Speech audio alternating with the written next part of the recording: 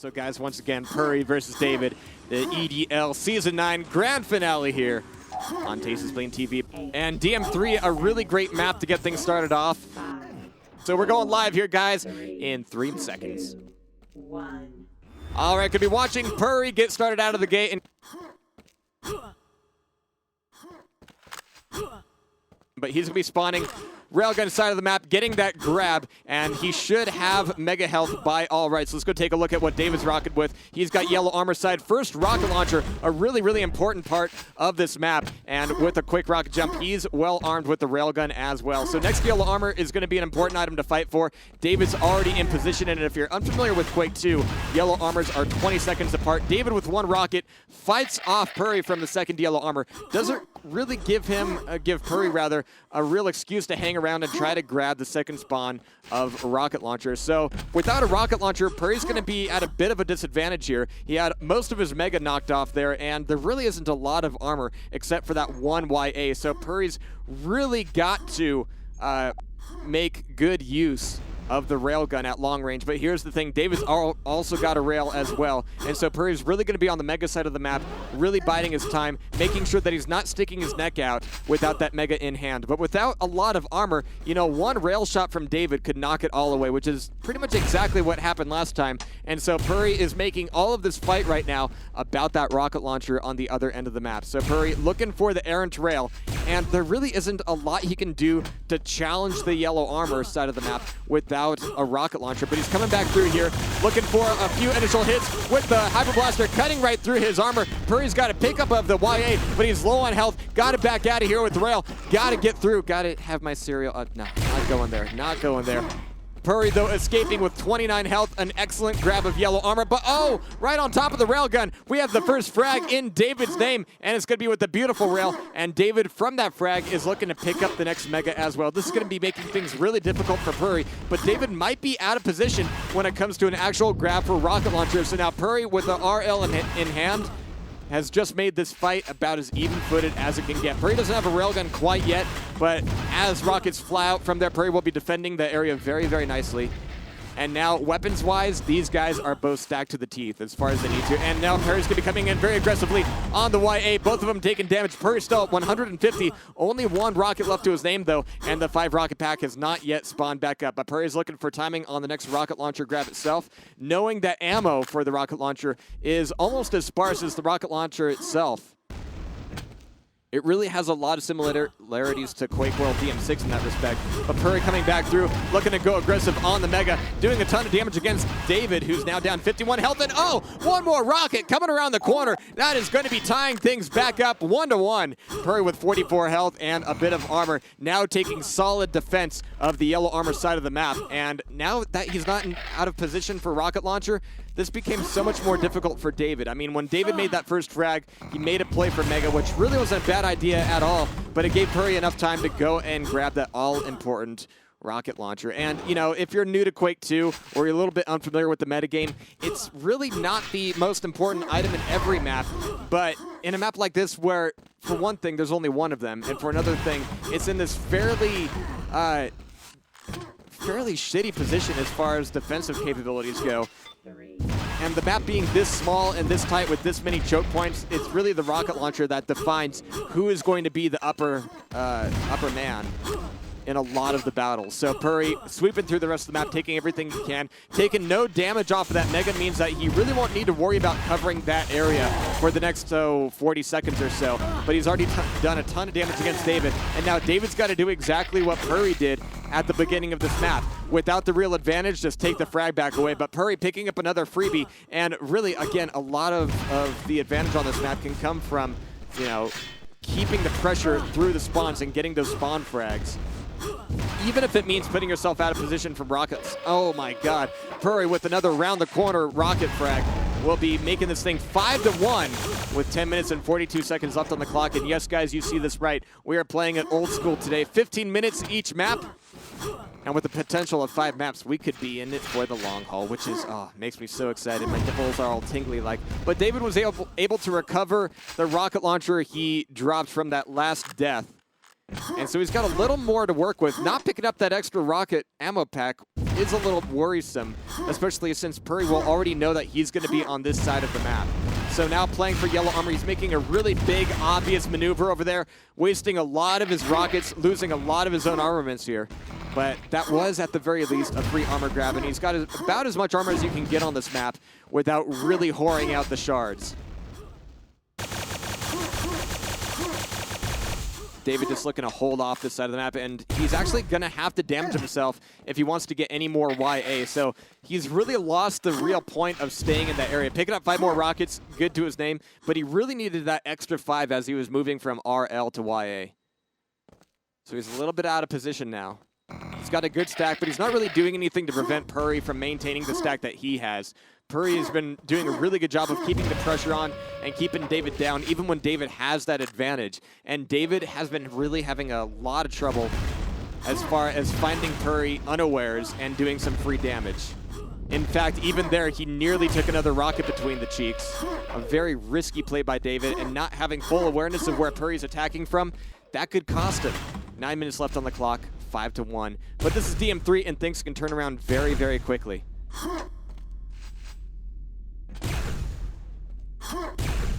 David now changing gears a little bit here, and I actually like this. Pulling out the rail. Looking to use that to his advantage. And taking a look at stats here real quick, we're seeing 6% railgun for David. On Purri's end of things, a full 10%. And really, this is a difficult map to use rail on. It's really more about suppression and catching those free hits than anything else. But even a difference like that could really be costing David right now. Purri at a full 200, 100 stack, as armed to the teeth as you can get in this map. And oh, around the corner, Purri taking a little bit of splash, but it really cost David so much more. He's going to have to recover, spend a little bit more time on his back foot, but that is also going to allow Purri to aggress in.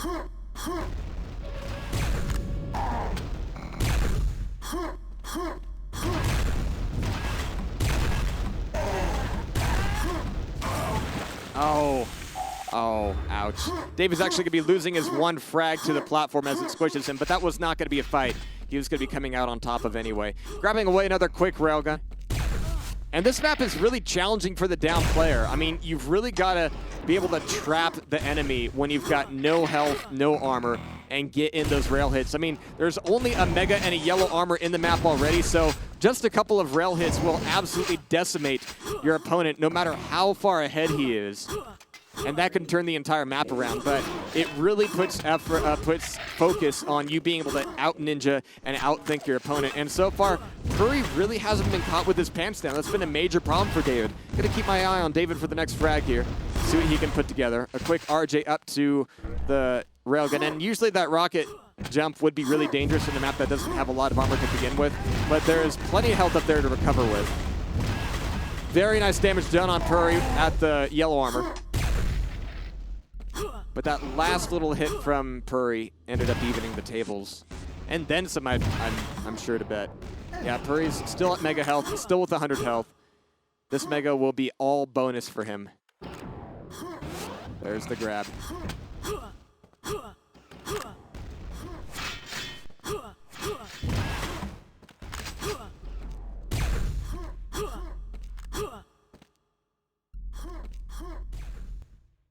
Purri going silent mode, and with the hits that we're hearing from David, with the shots being put out by his railgun, David has no idea where Purri is. So coming around the corner, that nearly cost David everything. And now coming around here, David's going to go all aggressive on the yellow armor, but Purri's ready for him. And with the superior stack, it's really going to take initial damage from David to make Purri worry about anything.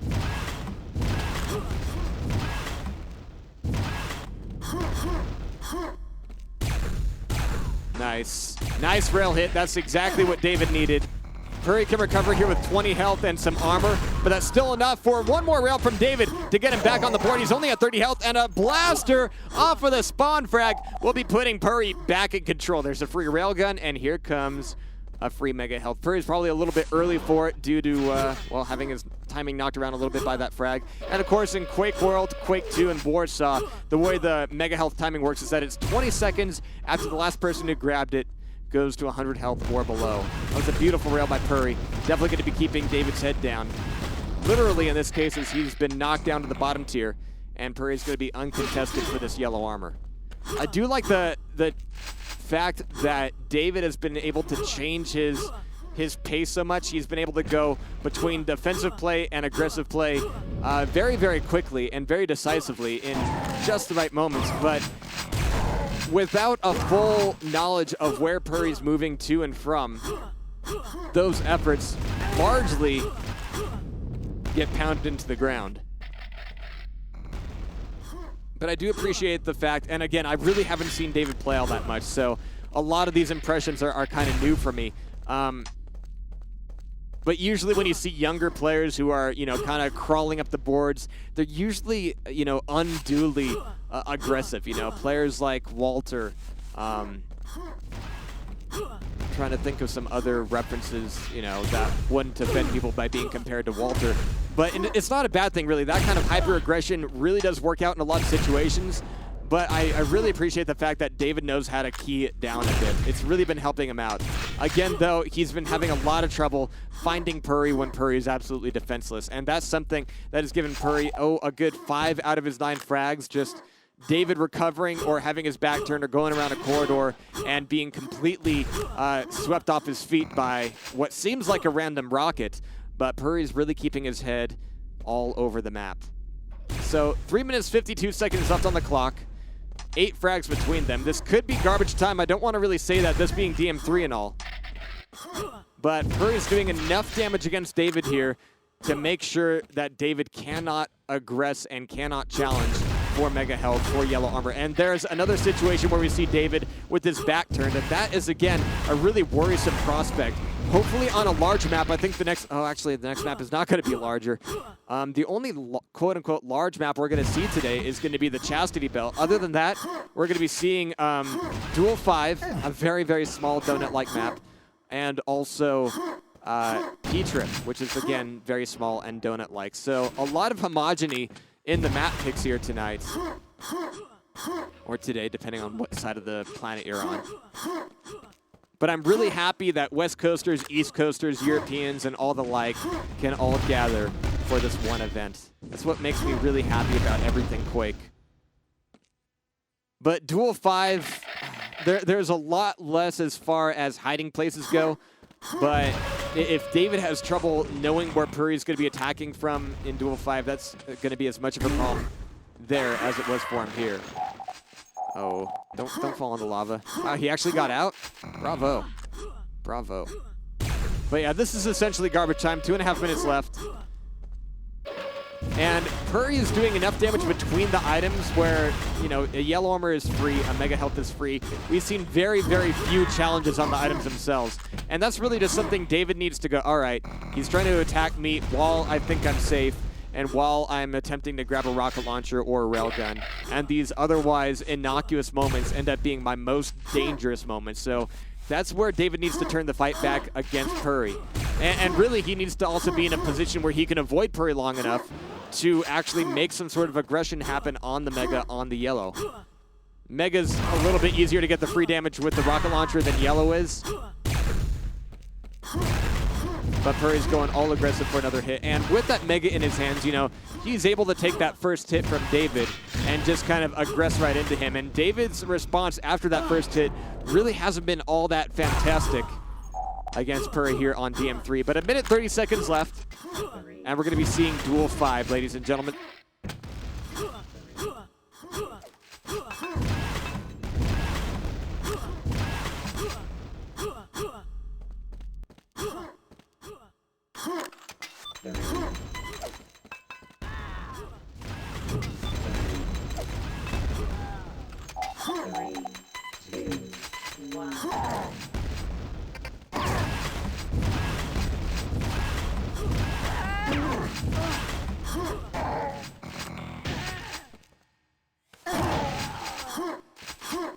But David, has found a second win here in the final minutes, has picked up a few free frags, and it's really kind of amazing that we haven't seen David shift into a close-range SSG full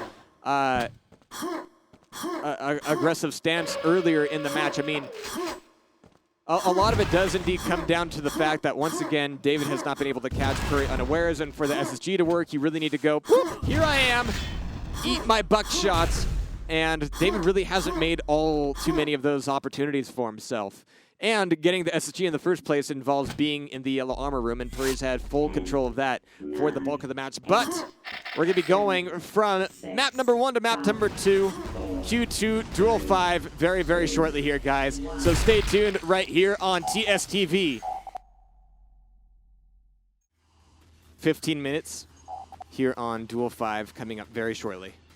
And I like that Purri is able to actually bring people back to Quake2 through seeing him because they recognize him from Quake 4 or from Quake Live. There are very few players out there. I think Dehang would be one of the other ones. But here we go. Purri versus David, map 2 here on Duel 5. We're actually going to be watching David as we get started here, and he's got the initial rocket launcher. Now, I know I said before that in Quake 2, the rocket launcher is the most important weapon in every map, but in 3 of the maps that we're likely going to see tonight, yeah, it is going to be important, especially here on Duel 5. I said earlier that it's donut-shaped, but it's really just one oval with a couple of tiers. And wow, look at that aggression from the chain gun from Purri. The rockets from David not connecting home on anything. Purri taking together first frag, and this is definitely a map where we're going to see the pace turned up, up to 11 or so. And this is a very, very non-stop map. You always have something important spawning up, and Purri's looking to hold on to everything he's got. He's up to 100-100 with rocket launcher. David, I'm not quite sure what he's rocking right now, but David's actually gone into hiding. Not an easy feat in this map, and actually not always an advisable feat either, just because whatever you're trying to trap out, you have, 2 directions you can go. You can go forward or you can go back. It's a very circular map that way. In some places you can go down, but in most cases that doesn't help either. A very nice rail by David, actually catching Purri in the side. And I only note that because it's one of the first times we've seen David actually catch Purri unawares with a beautiful rail. So that's a ton of damage. And once again, this is a yellow armor only map, though there are 2 YAs at opposite ends. The upper YA being a little bit more important. 1 for having the height advantage, 2 for having the adrenaline that sets your health back up to 100, and 3 for having the rocket launcher right below. Oh wow, nice chain gun coming out of David here. He really can't push this into a frag most likely, but he's going to drop down, look for a rail. Both of them will be missing, but Purri will be recovering.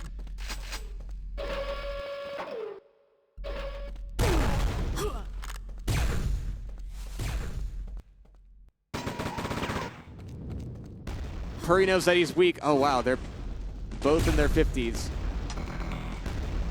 A lot of pain coming from both of these guys right now, but Purri's waiting for YA, and David would be wise to do the same. David's on the adrenaline side of the map, but Purri took that earlier on, and so David won't really have that to recover to, but there is 50 health on that side, which is another advantageous point of this side of the map. It's down at the bottom, which ends up turning into a trap, but in this case, it really gives David an edge. He's wanted to maintain high ground here coming into this next fight.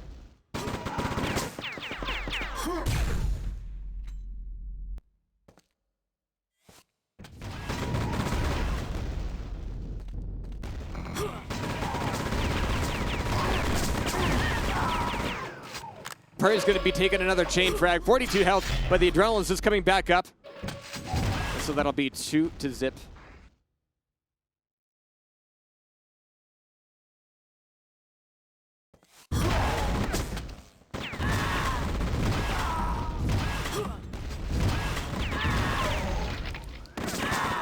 Purri's really making heavy use of his chain gun here.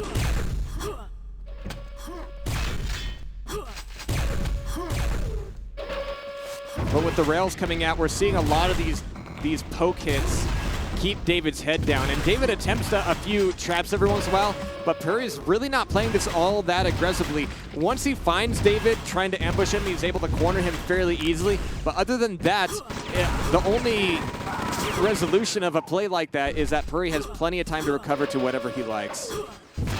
So there's another YA for Purri, up 6-0.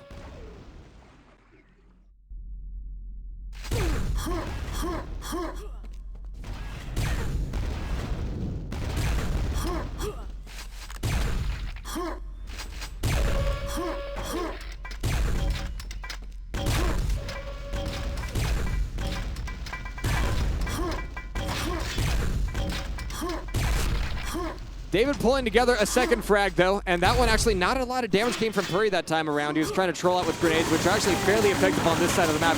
But with Hyper Blaster coming back out, Purri's going to be weak, but Purri knows that he has David on the run with his chain gun, pulling together a 7th frag. And with plenty enough defensive chain gun ammo to give him time to recover back to YA. He's really feasting on the chain gun yellow armor side of the map a lot, and really just staging a lot of the attacks back on the rocket launcher side. That gives David a lot of RL, but oh, there we go. We finally see that rocket launcher really being used effectively to keep Purri low, keep him down.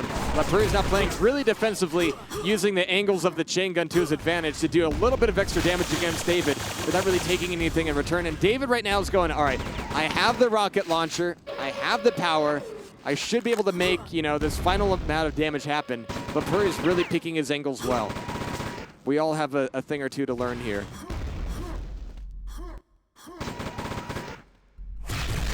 And a bit of a late switch of railgun by Purri, giving David the opportunity for the first amount of damage, but Purri's able to recover back up to 100 health. He's now, you know, at the place where he can take another rail before really having to worry about it. But as we're just finishing up our first 5 minutes, it's a much, much closer game than last round. I mean, 7-2, definitely in Purri's favor, but also something that David can take back. But the only problem is how long it takes for David to really get a bead on Purri and really catch him to get some damage off, other than, you know, a little bit of splash here, a little bit of splash there. Purri's been like a ghost. A ghost, you know, that unwinds a chain gun at you. Probably my least favorite kind of ghost. Okay, Purri in the flushing corner, coming back up top. Looking to wrest away control of the upper yellow armor room away from David, force him back over there. And this could be a trap in the making. I think Purri's starting to troll for more damage, and another frag right now. And coming right around the corner, walking right into a rail. Another one could do it, but at this range, it's going to be difficult for David. Another pop-up, another rocket, and Purri pulls together another frag, making it 8-on-2.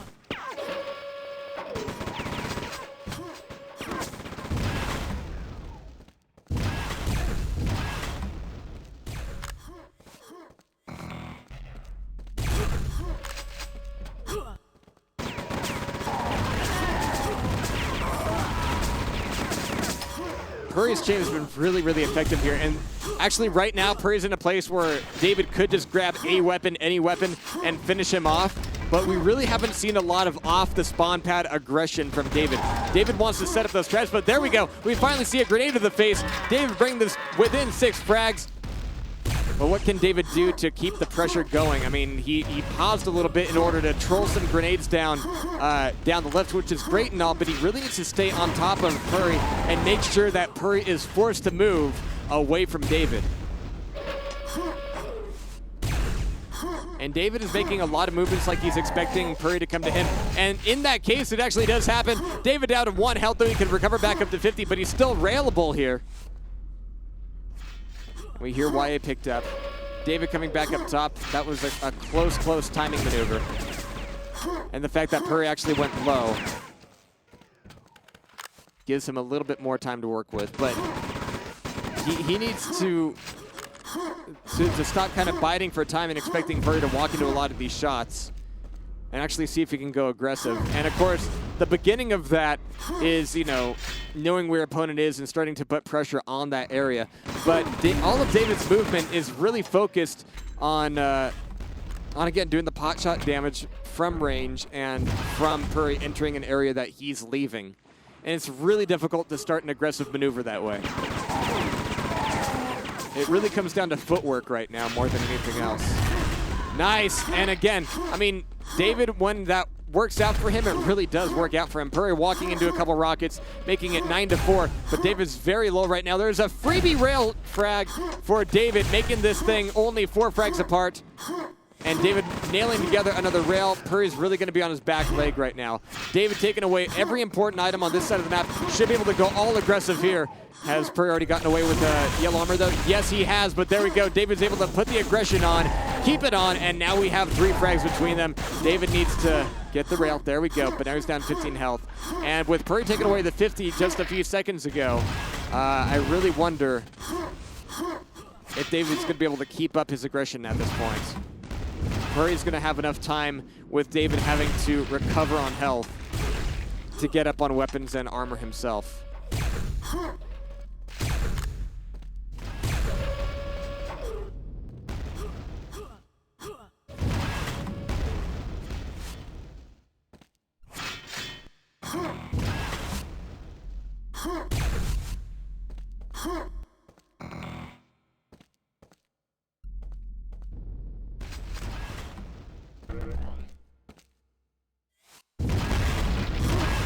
All right, so another fight breaking out. David only down by a couple frags, but once again, the bout of aggression coming out of David needed to be stubbed in the toe so that he could recover back up. But now that he's at 100 and 100, Purri's going to be in the exact same place. There's no Mega here, so really being at 100 health is just about as good as it gets. And Purri's chain gun has really been able to come out on top of whatever situation David enters into him with.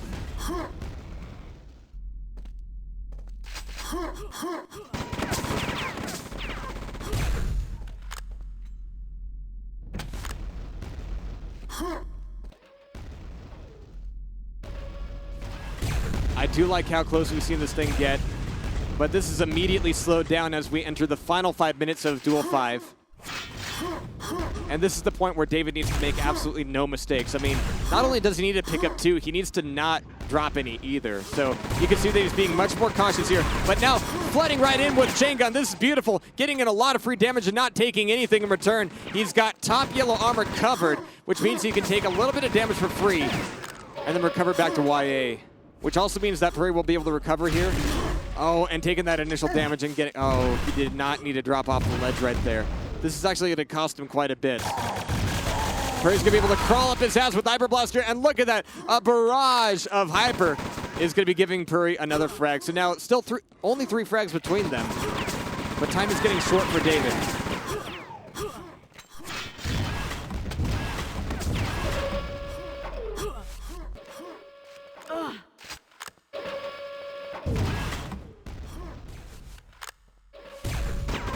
So Purri coming back in and looking to turn his aggression back on. And you can see the immediate change of pace in the way that Purri is moving.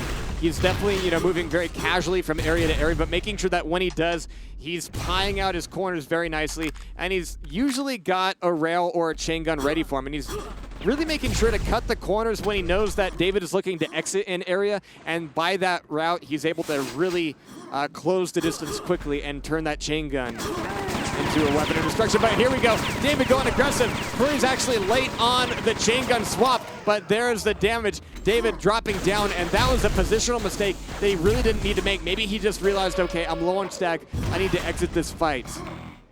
But that's going to be costing David even more frags, even more time right now.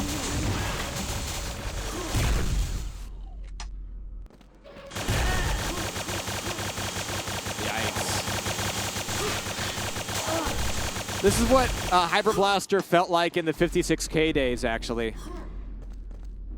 People would definitely, bring out the Hyper Blaster and high ping bastards just because there are so many entities that just drop their frame rate way, way down.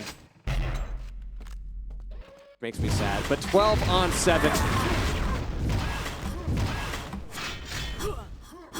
2 minutes left on the clock. And the gap between Purri and David has once again widened. And, David really had the right idea by going aggressive as much as he could until he absolutely needed to take a break and recover himself. But the only point where David's been able to make these solid frags is when Purri has been consistently on the back foot. So far, it's proven to be a case of, you give Purri an inch and he will take a mile.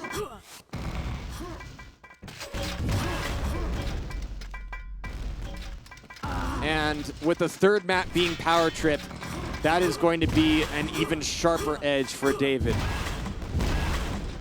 Powertrip is going to be the first map we see today that actually has a red armor available. No Mega, of course, but there is a yellow and a green to recover to for the down player.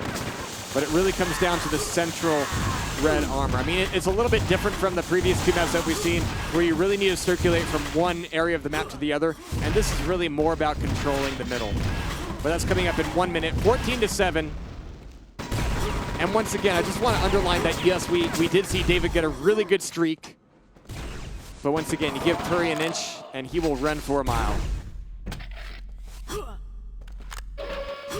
And so a lot of the tone of Powertrip will really come down to who spawns, you know, with the ability to grab red armor first. And if David does get it, we're really going to have to watch Purri as he fights to regain control for it. It's going to be a really interesting match. This is what I love about Powertrip. All right, guys, 20 seconds.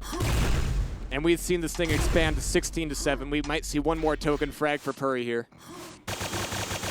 But David just might let this thing ride. And once again, I mean, David is a relative newcomer to the European Quake2 scene as far as competitive play goes. But he's really done a fantastic job of getting this far. And 16-7 against Purri in the grand final is no slouch at all. So we're going to be moving into PTRIP.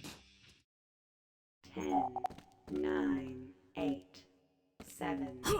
All right, we've got ourselves a countdown. GLs and HFs thrown out for what could be the third and final map of Purri versus David right here on TSTV. It's going to be Purri getting first red armor up the tall crates. A little bit weak on weapons other than the chain, but we've already seen that no matter what range we're talking about, Purri with the chain gun is absolutely deadly. So that'll be David getting first SSG and yellow armor. I believe he's also got that first rocket launcher as well, which is a definite boon. And with the railgun in hand, he might be able to hold on to red armor grab a little bit longer as well. So no frags yet, and look at this. We're finally seeing David keeping Purri's head down a little bit more than usual and getting in the initial damage with rail. That has given David the opportunity to push in and try to finish him off. But Purri's been able to defend very nicely with rockets and chain gun as well. So David, 66 health, but he's also got first frag and the next grab of red armor. And taking no damage on that red armor grab is definitely going to give him a lot of mileage to aggress Purri off of the first frag. Wow. Hug rockets are finally going to be saving David's life, but none too soon. Another second of that chain, and it would have been all over for David. But that means another freebie grab of red. Purri missing a vital rail shot as David exits, but oh, catching the other one coming around the corner. And this will put David's head down as far as Purri's was just a minute ago.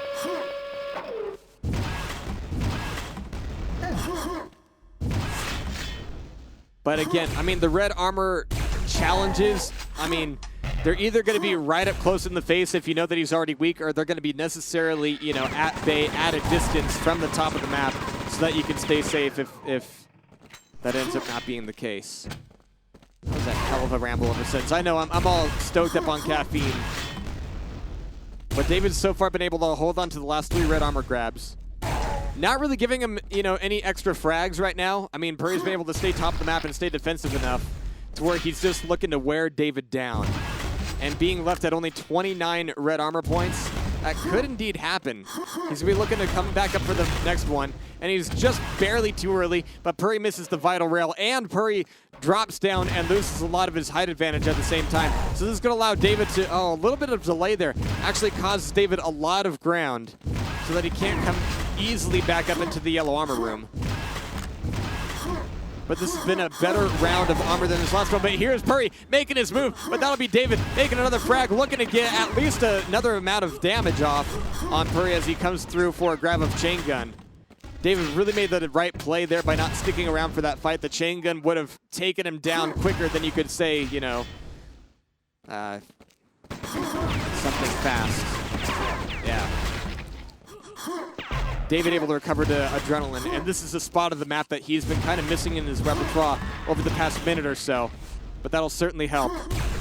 Oh, and I wish my game wouldn't lag out right when we're about to see whether or not a crucial railgun hits. Well, there's one right there, and now David has no red armor coming into this next red armor grab. This is the point where Purri needs to start putting his aggression on, but he actually lets David get away with it. He recovers to yellow armor himself, giving David much more time to, you know, stack back up and get back to square one. But hey, it's still early in the match, and this is exactly why we're having these 15-minute rounds. We don't want the entire tone of the match set by the first couple spawns. But Purri, because of that retreat back to yellow armor, has not been able to show himself at red armor for quite some time, and that rail coming out of the bandolier room, that was a vital, vital hit. That is going to be giving David even more breathing time, and now he's stacked up 100, 200. David's going to be on the offensive now. He doesn't really have a full bout of chain gun bullets, but he's actually going to be heading up the rocket launcher platform. This is risky. It's going to allow Purri into position at least, but no, Purri's a ghost. Purri is nowhere to be found. He's actually back in the chain gun area, which will be denying David the ability to come back up into yellow armor, but a beautiful rocket from David actually gives him a first hit. And he's so far still been undamaged by any of those rails. Oh, and there's the rocket. Finally, we're starting to see David catch Purri unawares. It looks like PTRIP is really where David is going to be coming into his own. 5 on 0, and he's still full up on armor. A quick rocket jump to see if he can do some free damage. And even if not, he can recover back on red armor. But that little pause there actually knocks him out of position. A very good defensive rail. But now he's going to come back into it. And oh, that rocket could have been the end of David, or at least the end of his offensive run. And this still could be, okay, good. We finally see him come back in with the last of his chain gun bullets to defend that all-important red armor. So 7 on 0, and we're now through the first third of the match.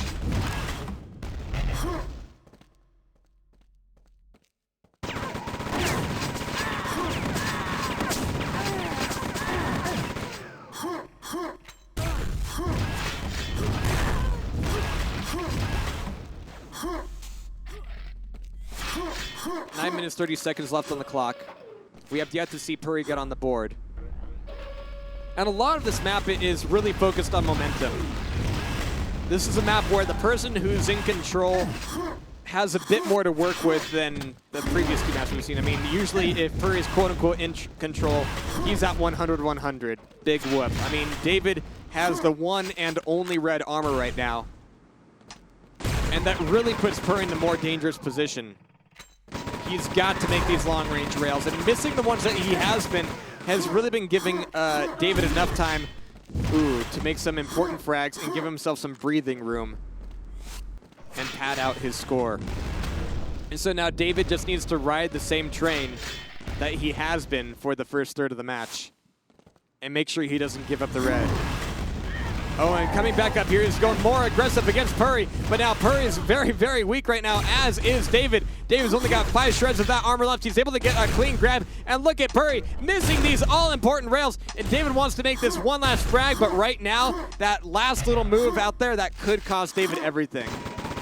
Yes, he's able to recover back up with adrenaline and the yellow armor, but he's still got way less red armor coming into this next grab than he has for a while. Question is, in all that time, what has Purri been able to grab? Not very much at all. So now David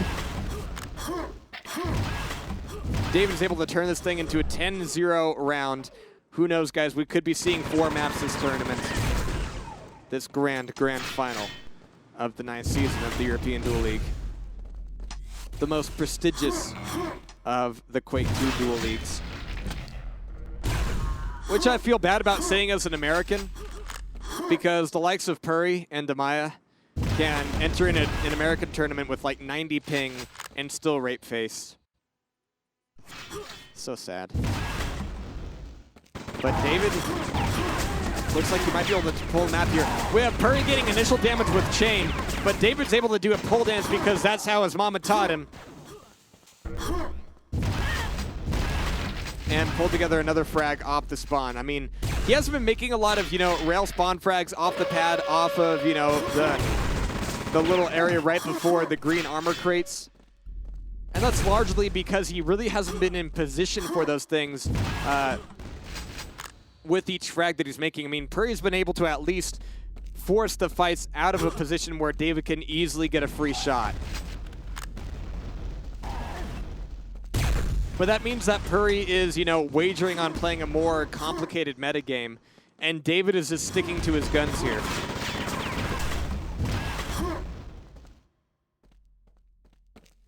And right now, I mean, David's making sure to keep the pressure up, but he's really not sticking his neck out to try and get a free frag off against Purri, because he knows that right now, none of them are going to be free. There's going to be chain, there's going to be rail, it's going to be really difficult every step of the way.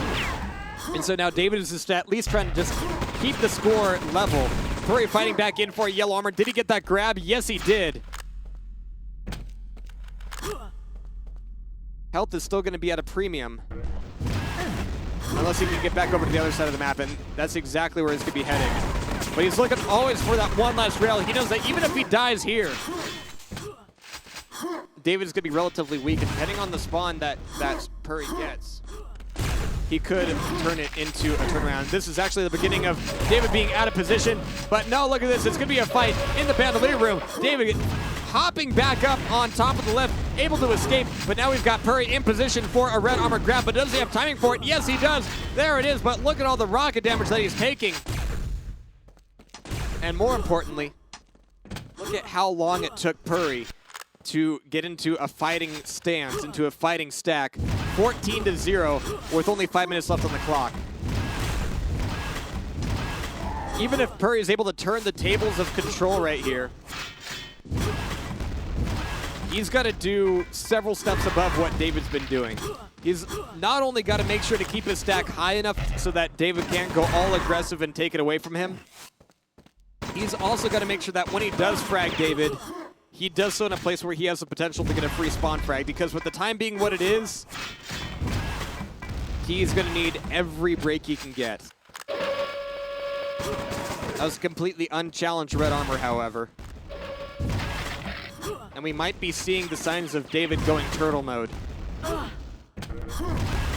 Oh, but David is caught on the 50 health ladder, and it's going to be a mutual frag, a chain gun, and a rocket launcher drop down below, but Purri is going to be grabbing away. Oh. That was actually Purri trying to avoid damaging, grab both of the weapons away, but David had priorities. He knew that weapons were more important than red armor in that case. It never guarantees a position after you make that frag, after a mutual frag, that you're going to be in position for the next item. But a frag is a frag at this point, especially with the clock being what it is.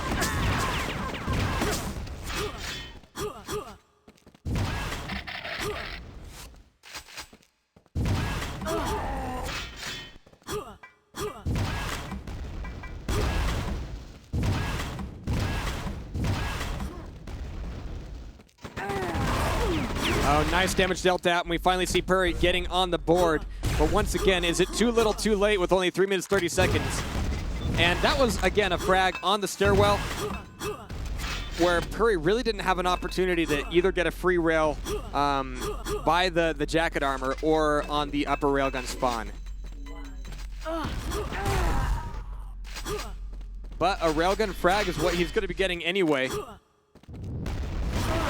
even if it means having to wait another 20 seconds. So, guys, what are you saying? 12 frags in 3 minutes? Is it doable?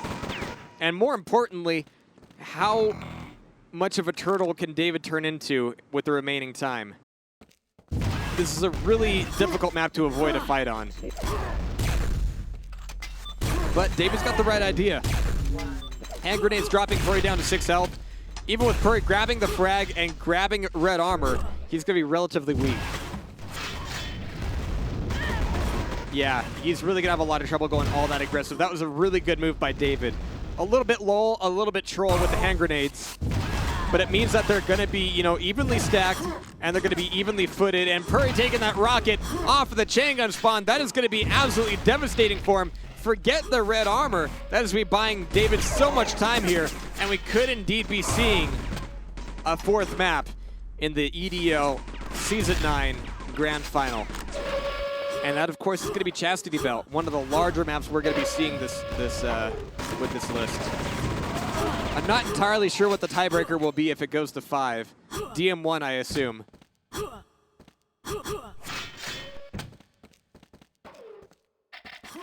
All right, but final 2 minutes. And Purri's been able to pick up the first third of the lead that he needs to take. But again, David should be able to troll this out and avoid fights. And Purri actually follows quite a long way into the upper crawl space there. And that's actually kind of important because that's a crawl space where you don't really know they've dropped down until you actually see them, or you see them drop down from the other end. And so if you just, you know, do a little bit of a rim job there, they can stay up there the entire time. So it might not make a lot of sense in the interest of of putting time together. Oh, and look at this. We're starting to see those spawn frags. I mean, Purri, once you make that one spawn frag, you're in position for another one potentially. But final minute, and he's got to make another 8 frags. And David should be able to slow spawn at this point. Oh, wow. Those rockets going way off. And we should, yeah, we're seeing David slow spawning now. Taking as long as he can between lives. 3, 2. But yeah, this crawl space here, it's really difficult to aggress on it without really committing to it. And then if you do, it's not usually wise to follow them down the hole. You've got to back out and then make a fight happen somewhere else. Yep, GG's being called. Slow spawn. It's only 5 frags apart. Even so. But yeah, by being up here, he's going to be just fine. So there we have it. A great comeback by Purri, but it's not quite going to be enough to take the map away from David. And we have a 4th map coming up. And I was hoping at the very least for a 3-1 split today. And so with Chastity Belt coming up, I could be right at the very least. But hey, it might even be 3-2. I would like that as well.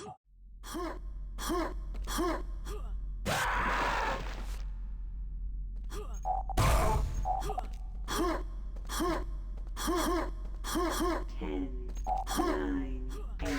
All right, guys, we have the countdown for the 4th and potentially the last map here 1.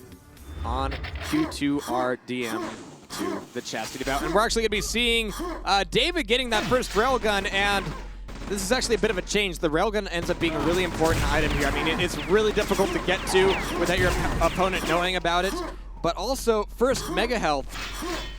I think it was David who got that, but he got a lot of it knocked off by that chain gun. A little bit less than I was expecting, actually.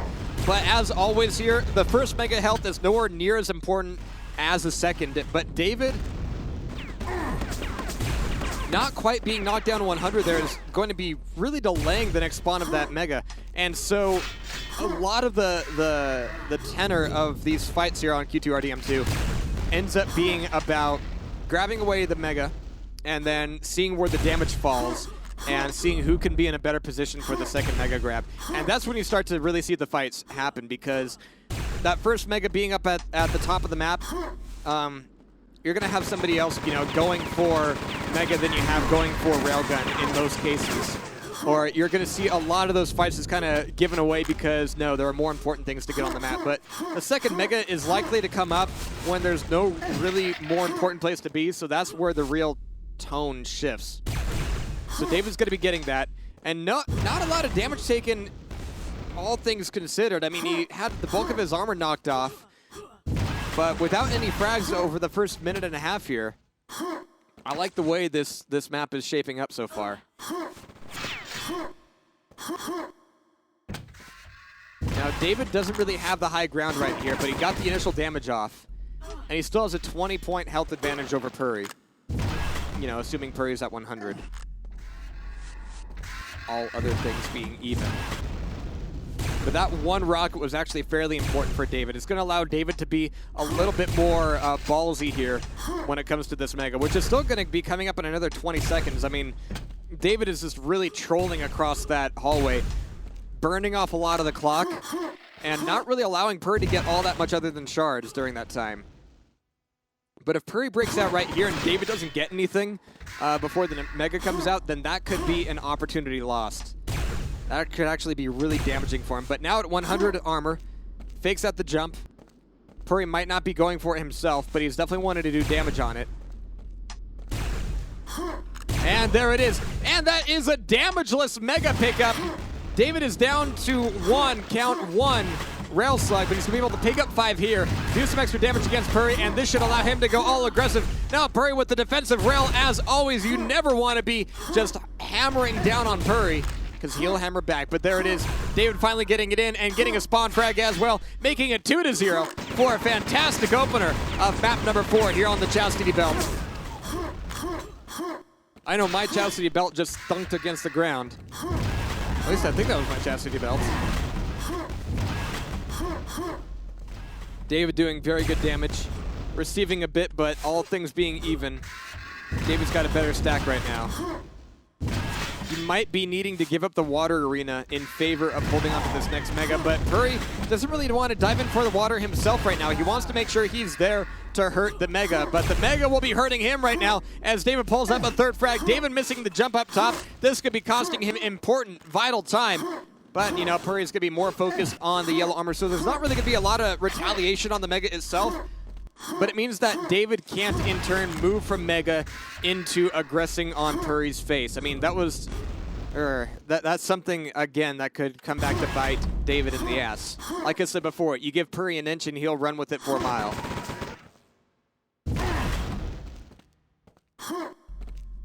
And yeah, that little missed jump means that David has no idea where Purri is right now. I'm willing to bet he's on the corner catwalk. No, he's up top instead, going in for a Mega that's not going to be there, taking one more bit of damage, and now having to recover back up to 100-100. Without that yellow armor being in the water arena, that's going to be a little bit more difficult. But he's looking to play defensively here. Oh, yeah, his ass sticking out there. Don't do that, Purri. And one more rail on the yellow armor. He's got the grab, but he is now railable. Very, very weak, and here comes the aggression. Purri's got a good angle to defend with rockets, but as he breaks on out, David will be breaking him down. So first 5 minutes elapsed, and Purri is yet to get on the board. A hand grenade like that could certainly help things, though, as David has no more Mega, no more armor. And now the only real advantage he has is that of position and that railgun. But Mega will be coming back up. Will Purri be actually moving in for it? No, he's actually even going to be late on the aggression to it. And David with the perfectly placed rocket will be making Purri, well, get his tail stuck between his legs and have to dive back on towards the water arena. But a very nice jump pad fake that sound by David. And that is going to be bringing Purri right into David's trap, making it 5-zip.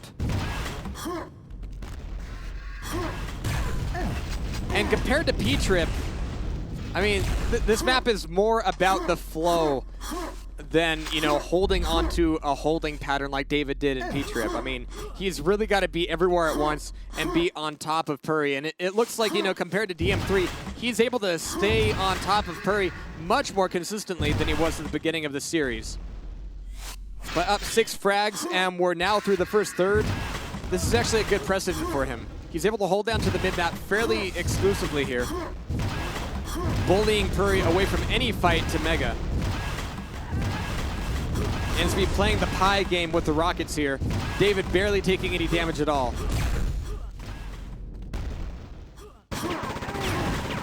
Nice. And being caught on the stairs would be making things very difficult for Purri. So to make that 7-zip, oh, very nice rail.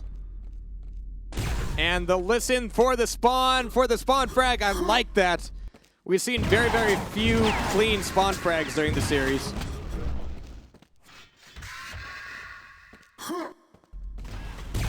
And it's one of the important metagame aspects of Quake2, where it's not only important when you make a frag, but where you make a frag. So Purri is able to grab away a yellow armor in the arena. And this is actually a little bit dangerous for David because he's now armorless, and if he's wanting to get more armor, he's actually going to have to venture into the water arena, which is A, something that Purri could push him off of with rockets in hand, or B, Purri could hold back, play a defensive position, and get free damage off. It looks like David was not willing to go in for the latter option and is just willing to wait up the second arena yellow armor. That was actually a really smart play. Because in this case, the armor itself isn't the most important thing to hang on to. It's the actual position of the middle arena. David's taken a bit of damage. He's railable now, but Purri doesn't have a railgun. And there's the rail from David. It's really vital that David was able to pull away that first rail in the game. So 10-0. Another 2 minutes and we'll be seeing the final 5 minutes come up. All right, Purri's got a rail, but he's not really going to be left out of there freely. And oh, a beautiful air rail by David.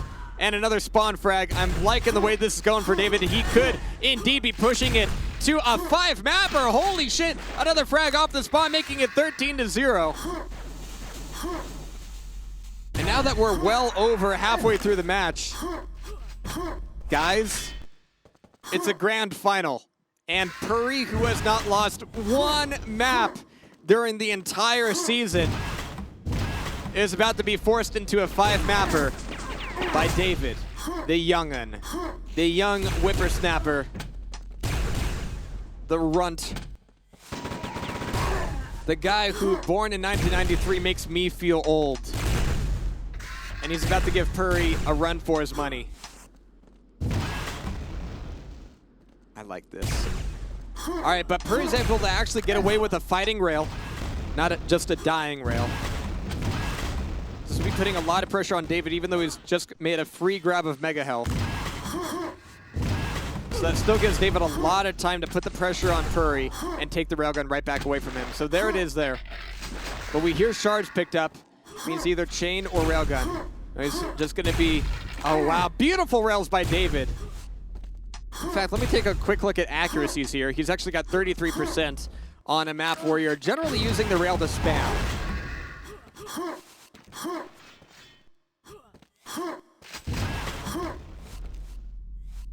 And if you're coming from Quake2 and you're like 33%, psh, I rail better than that.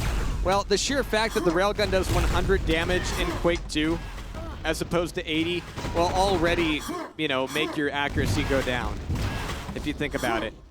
Because usually what would be an opportunity for another rail hit in Quake Live means that your opponent is already dead in Quake 2. So keep that in mind.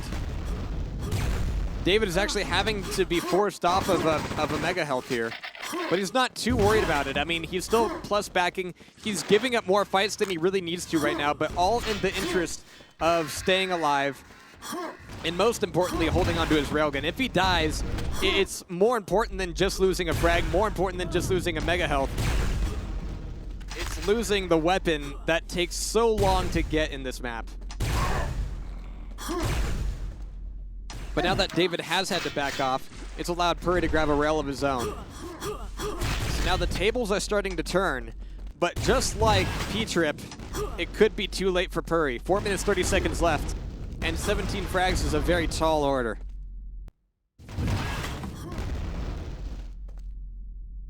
So again, the turtle game is always dangerous, but when David is this far ahead,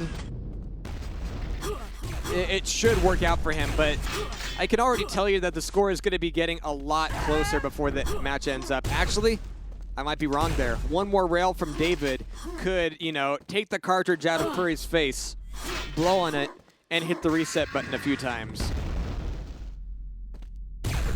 Ooh, last rail just a little bit high. But look at this, Purri coming in all aggressive, looking to burn down David's chain gun. Where is the defensive rocket from David? And oh, the chain from Purri. As always, dangerous as all hell. And there we have it, the first time that David has died here on Q2 RDM2, the Chastity belt.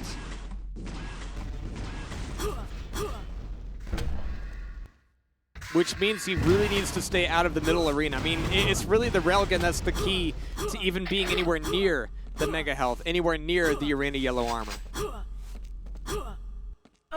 So David's got to play the corners, got to play the choke points to make sure that the railgun from Purri has the least opportunity to do that damage. And oh, look at that. Very nice push there by Purri, but David got away with the armor anyway, and he was already doing immediate damage. So even with the frag there by Purri, he's going to be fairly weak here. There's the wait for the armor, and then move back up top of the map. And again, I mean, the score is going to be closing in the next 3 minutes. But this should allow David to once again slow spawn if he needs to. And there's a depletion of chain gun bullets by Purri. It's going to slow him down a little bit. And do we have David actually aggressing into mid-map? Oh, this is interesting. This is a place where Purri lost so much time earlier in the map, and now it's going to be a place where David can burn so much time willingly at the end of all things.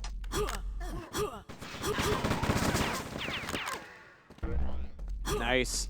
This time around, David was a few steps ahead of where Purri was expecting him to be.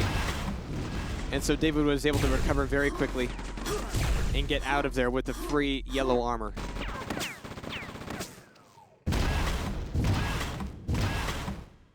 And now with Purri down in the middle tier, I mean, it's going to be really difficult to hit this. David is going to have to troll it out and burn more of the clock. Just make Purri have to delay his jump too. He's not willing to go in for it himself. Staying alive, staying alive. And Purri comes in with the chain gun, but his first hits are going to be off as he's expecting David to be recovering back over to water, which he will be now, but that'll be damage that Purri can't quite recover from faster than David. So now he's looking for that rail, but he is not hitting any of them. In fact, we're not doing any injustice to the guy, but he's only got 10% railgun right now. 12 health, and he's about to lose control once again. And again, if nothing else, this is more clock burning. This is more garbage timing by David.